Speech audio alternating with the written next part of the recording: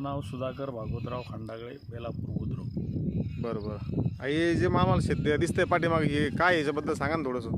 हे जे शेत आहे इथं बेड पाडून याच्यावर आपण सप्तधान्य पेरलेलं होतं आणि त्याच्याबरोबरच याच्यामध्ये बरंचसं गवत वगैरे काँग्रेस वगैरे आलेलं होतं. बरं. आणि या प्लॉटवर मग आपण ग्लायफोसेट मारलेले आहे.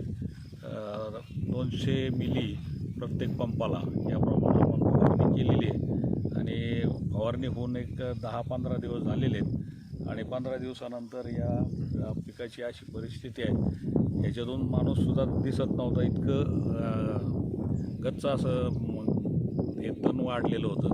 परंतु औषध मारल्यावर 10-15 दिवसाने त्याची अशी परिस्थिती दिसते आपल्याला. हे सप्तधान्य कशासाठी पेरलंय आपण या शेतावर? सप्तधान्य पेरण्याचा उद्देश असा आहे की याचं जे बायोमास तयार होईल, बरं. हे बायोमास या जीवसृष्टी जी आहे आपल्या जमिनीच्या खाली, या जीवसृष्टीचं अन्न होईल आणि ती जीवसृष्टी पुढं आपल्याला जे मुख्य पीक आपण याच्यावर पेरू, त्या मुख्य पिकाला आपला त्याचा फायदा होईल. मग ही जी संकल्पना आहे ही आपल्याला कशी सुचली? समजा ही संकल्पना आपल्याला कशी आली?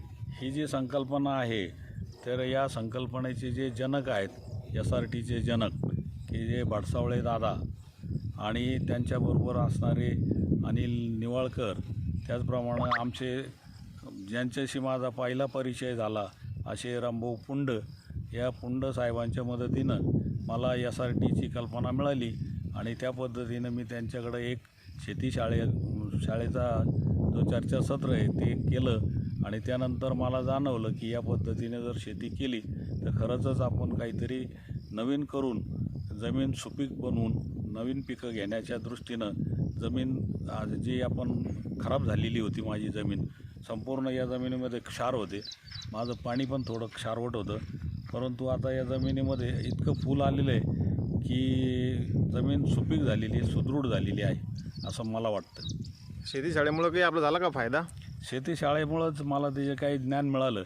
मी यापूर्वी ह्या बाबतीमधले काही व्हिडिओज बघितले होते, काही लोकांच्या बातम्या ऐकल्या होत्या, त्यानंतर काही वाचनामध्ये आलं होतं, परंतु हिंमत होत नव्हती की बुवा अशा पद्धतीने शेती करतात, हेच काही जाणवत नव्हतं आणि भीती वाटायची. त्यानंतर मी ज्यावेळेस रामभाऊ पुंड यांच्याकडं बाजार सांगवी येथे एक शेती शाळा केली आणि त्यावेळेस ज्यावेळेस त्यांच्या शेतीवर आम्ही फेरफटका मारला आणि त्यांचं जे पिकं बघितली, ते पिकं बघून आम्हाला उत्साह निर्माण झाला आणि खरोखर अशा पद्धतीनं निश्चितपणानं पिकं येऊ शकतात आणि कमी खर्चामध्ये आणि कमी श्रमामध्ये आपण चांगले पिकं आणि चांगलं उत्पादन शेतीमध्ये घेऊ शकू, अशी एक दृढ भावना तिथे माझी निर्माण झाली आणि मी या शेतीला सुरुवात केली.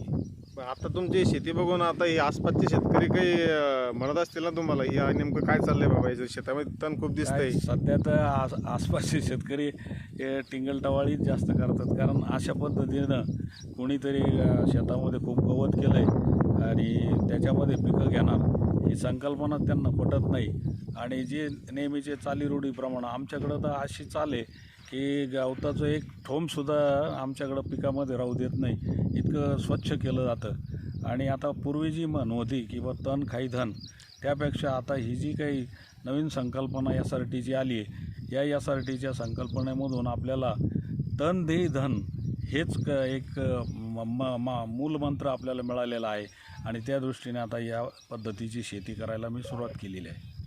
खूप छान साहेब, खूप छान त्यांची शेती. आणि या ठिकाणी आपण बघू शकतो, ज्याला आपण कर्बाचं पीक म्हणतो, तर त्यांनी या ठिकाणी सप्तधान्य पेरलेलं आहे, जसं की मूग, उडीद, चवळी, सोयाबीन, तूर, गहू, हरभरे या सर्व पद्धतीचे तणं त्यांनी शेतामध्ये टाकलेले आणि आता 2 महिन्याचे तणं कमरेच्या वरती गेले असताना त्यांनी ते ग्लायफोसेटने मारून टाकलेले. या ठिकाणी बघू शकतो आपण त्यांचे तण या शेतामध्ये 7-8 फुटापर्यंत तणं वाढलेले आणि हे जे कुठलं पीक नसून हे कर्बाचं पीक म्हणतो आपण याला, जे आपल्या जीवाणूंसाठी खाद्य म्हणून आपण त्याचा उपयोग करणार आहे. आजपर्यंत आपण जमिनी स्वच्छ ठेवण्याच्या नादामध्ये जीवाणूंचं खाद्य आपण ठेवलं नाही आणि आपली उत्पादकता कमी व्हायला लागली आणि त्याला बगल देऊन साहेबांनी शेतामध्ये कर्बाचं पीक हे उभं केलेलं आहे आणि आज रोजी या कर्बाच्या पिकाची हाईट जर आपण बघितली तर ही 5-7 फुटापर्यंत हे बाजरीचं सगळं सप्तधान्य त्यांचं मोठं झालेलं आहे. आणि हे सगळं आता जागेला कुजवणार आणि ते जीवाणूंसाठी खाद्य म्हणून ते ठेवणार आणि पुढील पीक ते घेणार. तसंच यात हा एक दुसरा जो त्यांचा प्लॉट आहे, हा या ठिकाणी आपण बघू शकता पूर्ण कर्बाचं पीक त्यांनी हे जमिनीला झोपून घेतलेलं आहे काडीच्या साह्यानं. आणि या ठिकाणी ते आता त्याला तणनाशक मारून झालेलं आहे. हळूहळू आता कुजत राहील, जमीन ही सुपीक होत राहील.